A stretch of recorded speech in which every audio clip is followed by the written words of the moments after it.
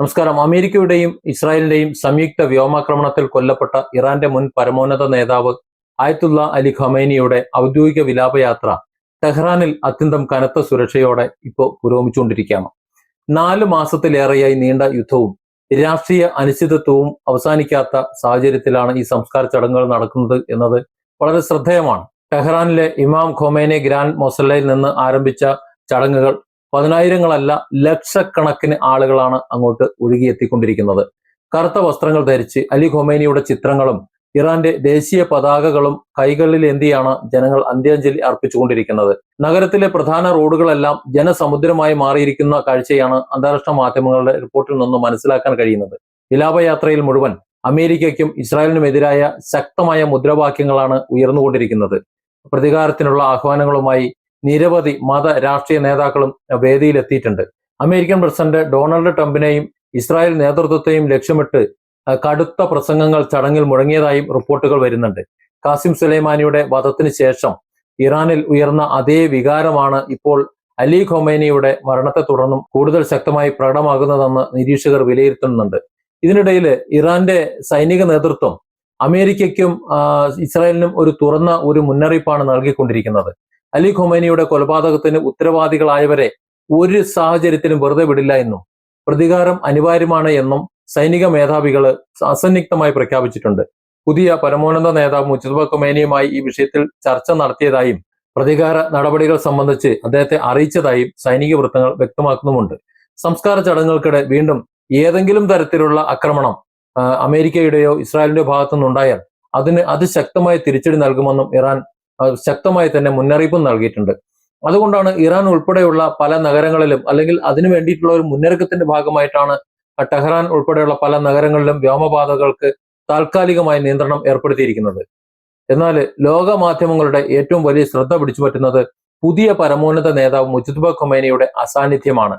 അലി ഖൊമേനിയുടെ മറ്റ് 3 പുത്രന്മാർ മുസ്തഫ, മസൂദ്, മൈസം എല്ലാവരും സംസ്കാര ചടങ്ങിൽ നേരിട്ട് പങ്കെടുത്ത് ജനങ്ങൾക്ക് മുന്നിൽ പ്രത്യക്ഷപ്പെട്ടിട്ടുണ്ട്. എന്നാൽ ഔദ്യോഗികമായി പരമോന്നത സ്ഥാനം ഏറ്റെടുത്തതായി പ്രഖ്യാപിക്കപ്പെട്ട മുജ്തബ ഖൊമേനി ഇതുവരെ ഒരിടത്തും പ്രത്യക്ഷപ്പെട്ടിട്ടില്ല. അദ്ദേഹത്തിന്റെ പുതിയ വീഡിയോ അല്ലെങ്കിൽ ശബ്ദ സന്ദേശം പോലും എങ്ങും പുറത്തു വന്നിട്ടുമില്ല എന്നതാണ് അന്താരാഷ്ട്ര തലത്തിൽ കൂടുതൽ ചർച്ചയാകുന്നത്. കഴിഞ്ഞ ഫെബ്രുവരിയിൽ നടന്ന അതേ വ്യോമാക്രമണത്തിൽ മുജ്തബ ഖൊമേനിക്ക് ഗുരുതരമായി പരിക്കേറ്റതായിട്ട് നേരത്തെ നിരവധി റിപ്പോർട്ടുകൾ പുറത്തു വന്നിരുന്നു. മുഖത്തിനും കാലുകൾക്കും ഗുരുതര പരിക്കേറ്റുവെന്നും അദ്ദേഹത്തിന്റെ ആരോഗ്യനില ഇപ്പോഴും തൃപ്തികരമല്ല, വളരെ ഗുരുതരമായി തന്നെ തുടരുകയാണ് എന്നും ചില അന്താരാഷ്ട്ര മാധ്യമങ്ങൾ റിപ്പോർട്ടും ചെയ്തിരുന്നു.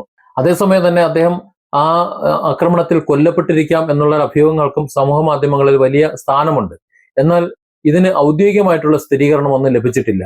ഇറാൻ സർക്കാർ അദ്ദേഹം സുരക്ഷാ കാരണങ്ങളാലാണ് പൊതുവേദിയിൽ എത്താത്തത് എന്ന് വിശദീകരിക്കുമ്പോഴും അദ്ദേഹത്തിന്റെ ദീർഘകാല അസാന്നിധ്യം പുതിയ സംശയങ്ങൾക്ക് വഴിവെക്കുകയാണ്. അയത്തുള്ള ഖമേനിയുടെ സംസ്കാര ചടങ്ങുകൾ ടെഹ്റാനിൽ മാത്രം ഒതുങ്ങുന്നതല്ല.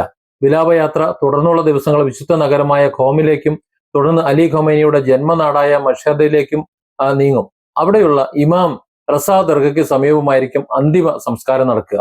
ഏകദേശം ഒരാഴ്ച നീളുന്ന ദേശീയ ദുഃഖാചരണമാണ് ഇറാൻ സർക്കാർ പ്രഖ്യാപിച്ചിരിക്കുന്നത്. വിവിധ രാജ്യങ്ങളിൽ നിന്നുള്ള പ്രതിനിധികളും സംഘങ്ങളും ചടങ്ങുകൾ പങ്കെടുക്കുന്നുണ്ട്. ഇന്ത്യയിൽ നിന്നും ഒരു സംഘം ഈ ചടങ്ങിൽ ഔദ്യോഗിക ചടങ്ങിൽ ഈ വിടവാങ്ങൽ ചടങ്ങിൽ പങ്കെടുക്കാൻ പോയിരുന്നു. അതേസമയം ഈ സംസ്കാര ചടങ്ങുകൾ അവസാനിക്കുന്നതുവരെ അമേരിക്കയും ഇറാനും തമ്മിൽ നടക്കാനിരുന്ന ചില നയതന്ത്ര ചർച്ചകൾ, ആ ചർച്ചകൾ താൽക്കാലികമായി നിർത്തിവെച്ചിരിക്കുകയാണ് എന്നുള്ള വാർത്തയാണ് വരുന്നത്. ഖൊമേനിയുടെ മരണത്തിന് ശേഷമുള്ള ഇറാന്റെ രാഷ്ട്രീയ ഭാവി, മുജ്തബ ഖൊമേനിയുടെ ഇപ്പോഴത്തെ ആരോഗ്യനില, അദ്ദേഹത്തിന്റെ നേതൃത്വ ശേഷി, അമേരിക്കൻ ഇസ്രായേൽ ബന്ധത്തിലെ അടുത്ത ഘട്ടം, ഇങ്ങനെ ഒരുപാട് കാര്യങ്ങൾ, ധാരാളം കാര്യങ്ങൾ ഇപ്പോൾ ലോകം ഉറ്റുനോക്കുന്ന പ്രധാന വിഷയങ്ങളായി മാറിയിരിക്കുകയാണ്. അയത്തുള്ള ഖൊമേനി എന്ന ഇറാന്റെ പരമാധികാരി, അവരുടെ ആത്മീയ ഗുരുവിന്റെ മരണം ഇറാൻ ജനതയെ തെല്ലൊന്നുമല്ല വിഷമിപ്പിക്കുന്നത്.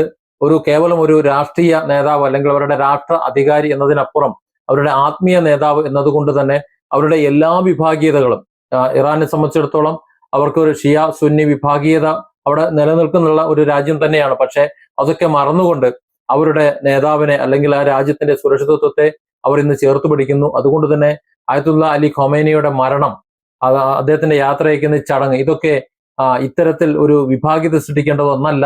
തങ്ങളുടെ രാജ്യത്തിന്റെ ഐക്യം, തങ്ങളുടെ ആ ഒരു രാജ്യത്തിലെ ജനങ്ങളുടെ ആ ഒരുമ, ഇതൊക്കെ അന്താരാഷ്ട്ര മാധ്യമങ്ങളിലൂടെ അന്താരാഷ്ട്രത്തെ അറിയിക്കാനുള്ള ഒരു മാർഗമാണ് എന്നതുകൊണ്ട് തന്നെയാണ് ജനലക്ഷങ്ങൾ ഖൊമേനിയുടെ യാത്രയപ്പ് ചടങ്ങിലേക്ക് എത്തിക്കൊണ്ടിരിക്കുന്നത്.